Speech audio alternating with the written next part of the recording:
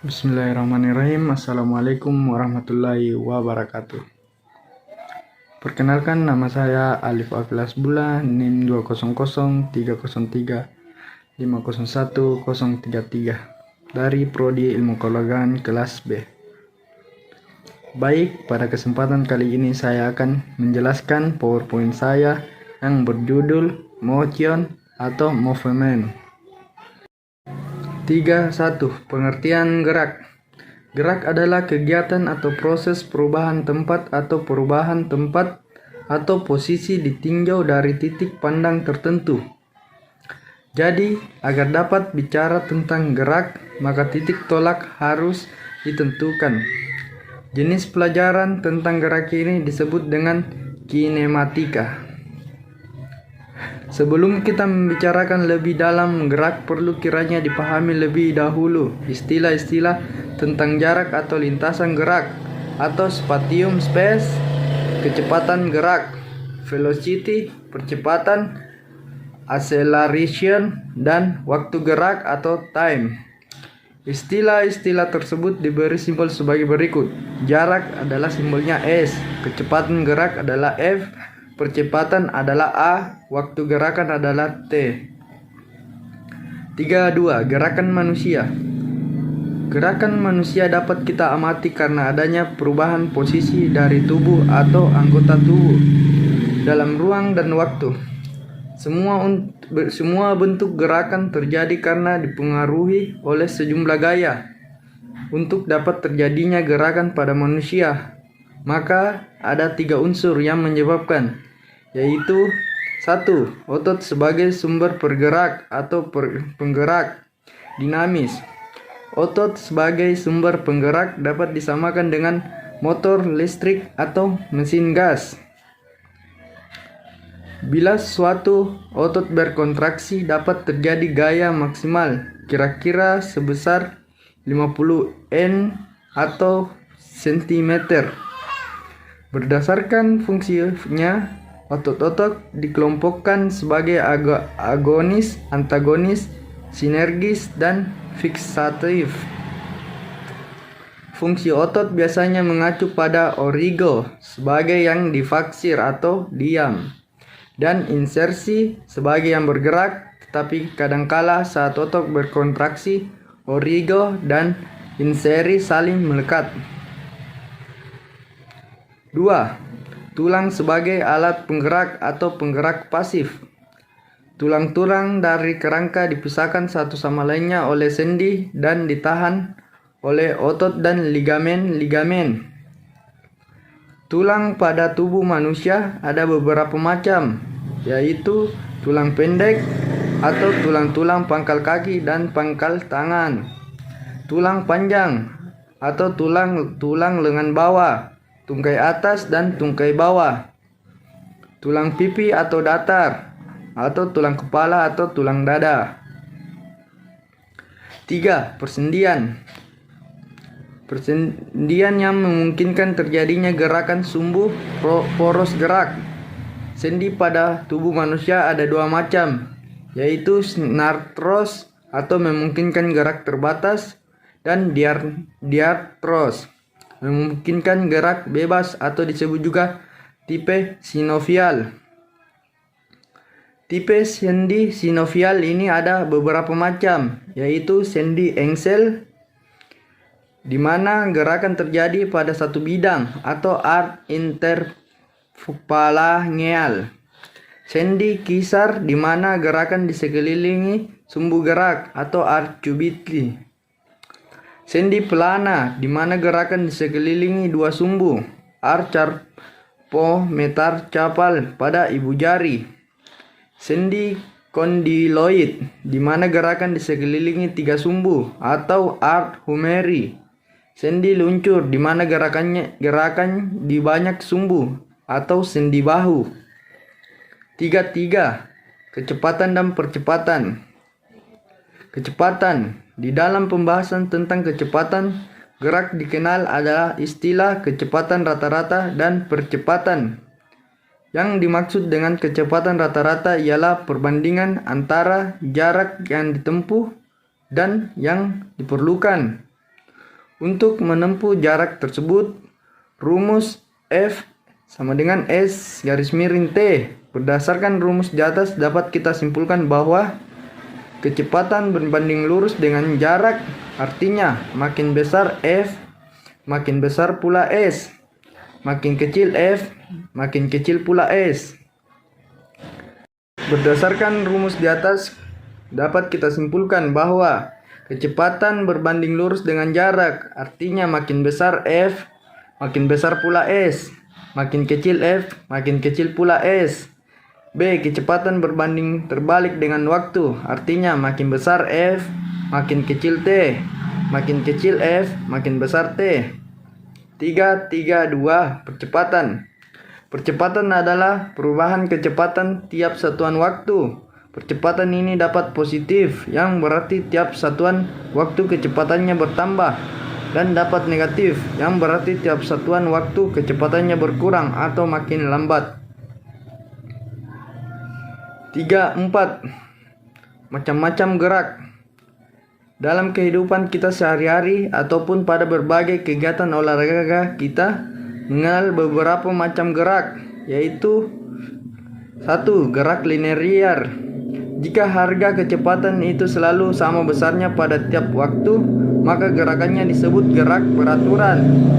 Jika lintasannya berupa garis lurus, maka gerakannya disebut gerak lurus beraturan. Tetapi jika kecepatannya itu untuk tiap-tiap saat selama bergerak selalu berubah, maka gerak demikian itu disebut gerak berubah. 4.2 Gerak benda jatuh.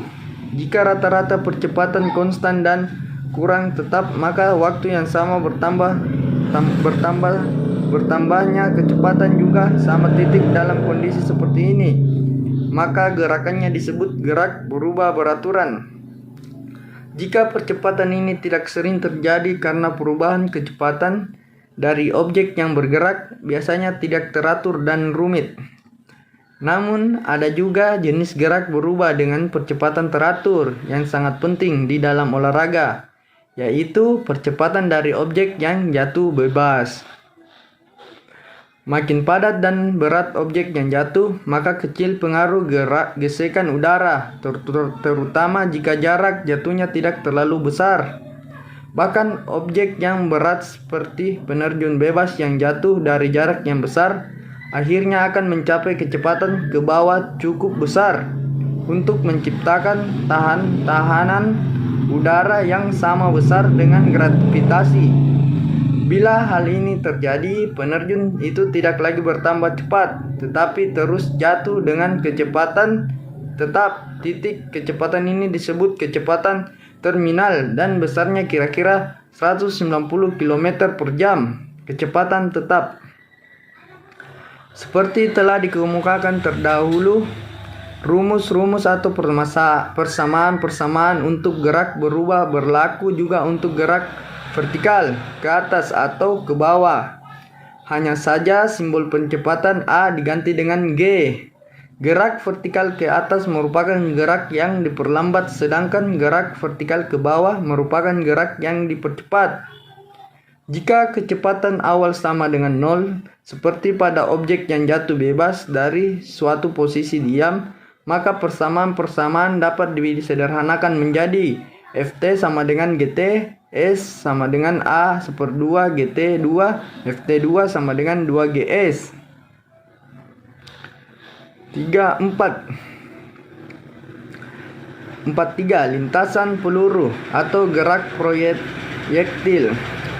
Pada contoh di atas, bola dilemparkan tepat. Partikel lintasan gerak sebuah bola yang dilemparkan horizontal ditentukan oleh dua faktor yang mempengaruhi bola yang dilemparkan vertikal ke atas, yaitu gaya lemparan dan gaya gravitasi. Objek yang dilemparkan horizontal, gerakannya horizontal, tetapi dengan segera akan mengikuti lintasan melengkung ke bawah karena pengaruh gravitasi. Bola-bola yang dilemparkan horizontal dari ketinggian yang sama, tetapi dengan besar gaya itu berbeda, kecepatan horizontalnya akan berbeda dan akan menempuh jarak horizontal yang berbeda dalam satuan waktu yang sama dalam kurung S sama dengan Ft, tetapi semuanya akan jatuh dalam jangka waktu bersamaan. karena jarak partikelnya sama dan gaya gravitasinya tidak berubah. S sama dengan 1/2 GT2.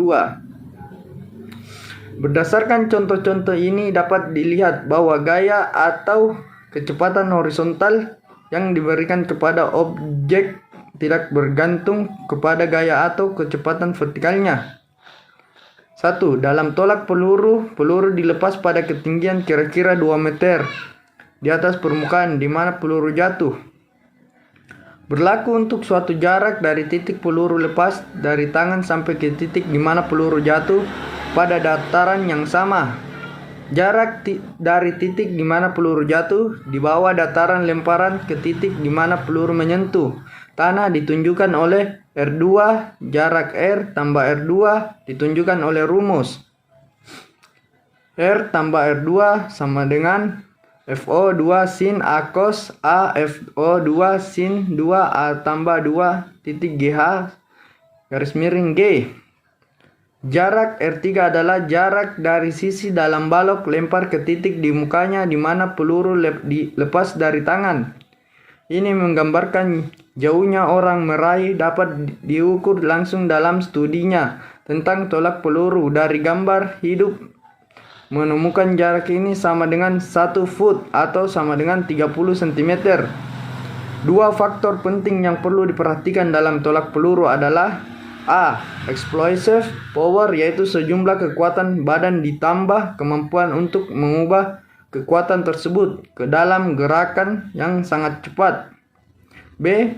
Sudut tolakan yang besarnya antara 40 sampai dengan 43 derajat. 2. Lompat jauh merupakan salah satu contoh yang lebih suka dari tolak peluru. Tidak mungkin menghitung jarak lompatan secara tepat dengan menghitung secara gerak parabola lintasan yang dilalui oleh kaki dari balok tolakan sampai menginjak bak pasir. Karena kaki membuat sudut yang berbeda pada waktu bertolak dan mendarat, maka ini menyebabkan titik berat jatuh di bawah permukaan. Dari ketinggian waktu bertolak, jarak lompatan dapat dihitung dengan rumus R1 tambah R2 tambah R3 sama dengan FO2 sin A tambah FO cos A FO2 sin 2A tambah 2G dalam kurung H min C sin A garis miring 2 sama dengan G tambah C sin tambah C cos A. Seperti halnya pada tolak peluru juga di sini faktor yang diutamakan adalah explosive power waktu ditolakan kaki. 2. Sudut tolakan antara 40 sampai 45 derajat. 3. 4. Gerak berputar atau gerakan angular rotasi. Gerak berputar adalah gerakan sebuah benda pada sebuah lingkaran atau busur lingkar terhadap suatu pusat putaran. Dalam banyak kegiatan olahraga, gerak berputar ini berhubungan dengan gerak lurus untuk mencapai hasil yang benar. Hubungan dari gerak berputar terhadap aktivitas lari sudah pernah dijelaskan. Aktivitas lain yang menyangkut asas hubungan gerak berputar dengan gerak lurus adalah ayunan baseball bat, menyepak bola, melempar cakram, melempar bola, tolak peluru, dan lempar lembing. Dalam aktivitas lain, asas-asas yang mengatur gerak berputar merupakan faktor-faktor utama. Misalnya, dalam aktivitas giant swing, turning, trampoline, swinging, dan diving. 35. Hukum gerak Newton. Dalam abad ke-17, Isaac Newton telah merumuskan juga 3 hukum gerak yang menerangkan tentang mengapa objek-objek itu bergerak. Meskipun semua hukum ini tidak dapat dibuktikan di bumi ini, bahkan di dalam situasi eksperimen yang ideal sekalipun, namun dapat diterima sebagai kebenaran umum untuk menjelaskan pengaruh-pengaruh gaya. 3 hukum gerak Newton itu secara beruntung, ialah hukum inersia, hukum percepatan, dan hukum reaksi. 5.1. Hukum enteria atau hukum Newton. Hukum gerak Newton yang pertama menyatakan bahwa suatu benda akan tetap dalam keadaan diam atau gerak jika tidak ada resultan gaya yang bekerja padanya.